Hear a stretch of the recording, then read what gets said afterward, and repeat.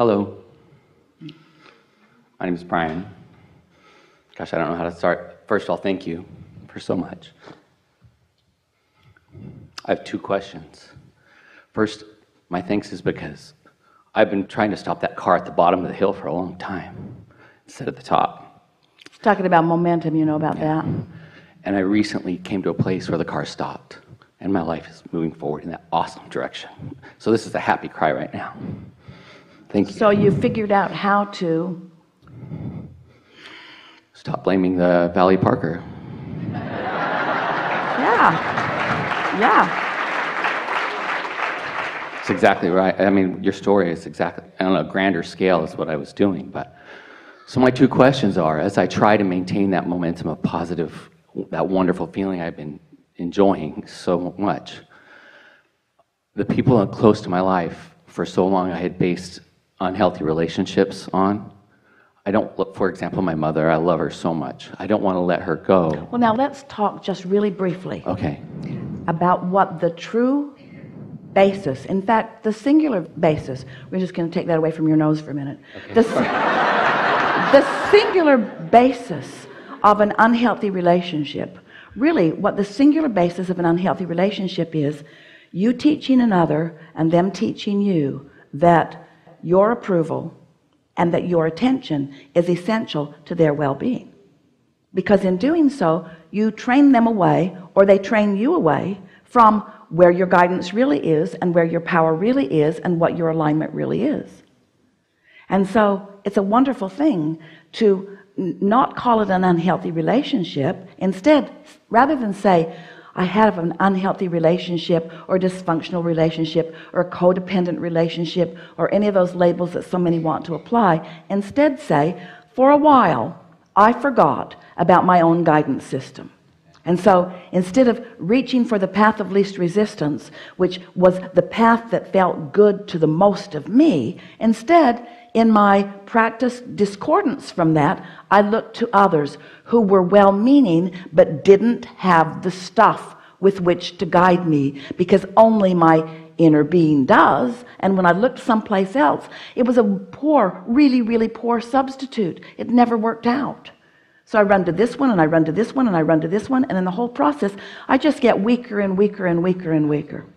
Another thing, think about yourself. This is a really good thing to understand about your own alignment. And it's your own alignment, it's the only alignment that we want you to think about, because you really can't do much about anyone else's anyway. So think about yourself in alignment with who you are. Maybe you meditated, maybe you were appreciating, doesn't matter how you got there, but you've been there steadily and you're feeling good. So in that alignment, you are regenerating, you're refueled, the ideas keep coming, the good ideas keep coming, the energy keeps coming, the cells of your body are rejuvenating, you're just thriving. And now, as you're interacting with another, you're thriving. But let's say you look over at another and you see them in need of something, and you've got a relationship going where they are in need of it, and they see you as the vortex through which, or the valve through which, or the avenue through which their well-being will flow. And so they look at you and you look at them, and it's the relationship you've got going. And so you try to understand how they feel. You can't. You try not to get negative about them, and maybe you succeed, but you give them attention and you begin to flow your resources to them. And in the process of doing so, you disconnect is too strong of word, but you lose your clear connection with who you really are, because you're doing something that is unnatural. You are, in a way, and these are strong words, you're almost insulting them by assuming that they can't hook up like you did directly, that they need your resources. And so you give them some resources. Maybe it's your time, maybe it's your attention, maybe it's long conversations about things that are bothering them, maybe it's money, maybe it's lodging, it could be anything that you give to them. But as you give it to them in the somewhat awareness that they need it, in your attention to them that they need it, you are seeing them so different than the way the source within you sees them, who knows their own resources, who knows their own value.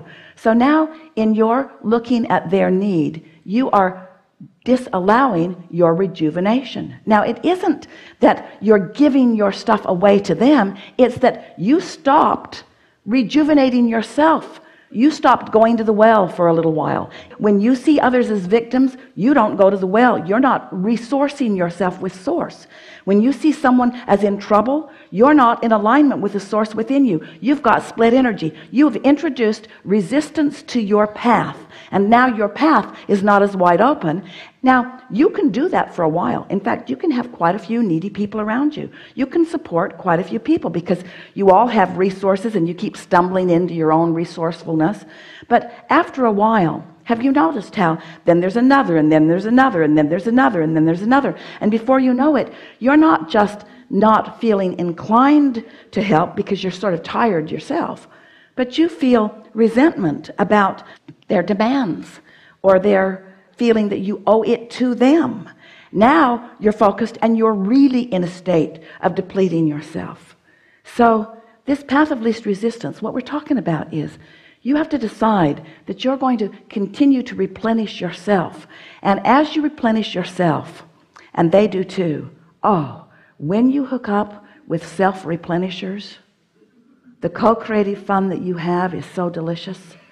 But when you hook up with someone dependent in nature, and that's why those labels sometimes are pretty accurate, because you've trained each other. I'll be the strong one and you be the weak one. I'll be the strong one and you be the weak one. You can lean on me and you can lean on me and you can lean on me and you can lean on me and you can lean on me and you can lean on me, and then all of a sudden all of you need to get the hell away from me because there's too many people leaning on me. And really, there could be a whole lot of people that you're co-creating with. The thing that we're wanting to emphasize here is you can't deplete yourself first. If they're leaning on you, is depleting you, and it always does for this reason. Not because you're not meant to help, and not because you're not an uplifter, and not because you don't want to be of value, because you do want to be of value, and you are an uplifter, and you are meant to help. But when long term you are assuming that they can't hook up directly, and you subvert their power by being the one through which they will receive their power or their whatever, your inner being is not in agreement with that. And when you get crossways of your inner being, you do not replenish yourself. And when you do not replenish yourself, then